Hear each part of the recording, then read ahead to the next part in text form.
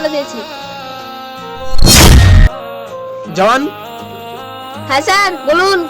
কি করছে এখানে একা একা দাঁড়িয়ে? কিছু না স্যার, এমনি এখান দিয়ে রাউন্ড দিচ্ছি। ও ঠিক আছে, কিন্তু একটু সাবধানে। এই এলাকা কিন্তু পুরো ল্যান্ডমাইন এলাকা, ঠিক আছে? ঠিক আছে স্যার। ওকে, সাবধানে। এই শেষ সময়ে একটু মায়ের সঙ্গে কথা বলে নি।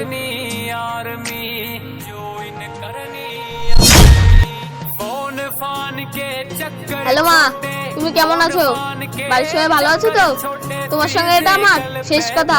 আমি দেশের জন্য শহীদ হয়ে যাচ্ছি। জওয়ান, না জওয়ান, তুমি চিন্তা করো না, আমি তোমাকে ঠিক বাঁচিয়ে নেবো। না স্যার, আপনি এখানে আসবেন না। দেশের আপনাকে অনেক দরকার। আপনি শুধু আমার মায়ের একটু খেয়াল রাখবেন। জয় হিন্দ। বাপ্পা।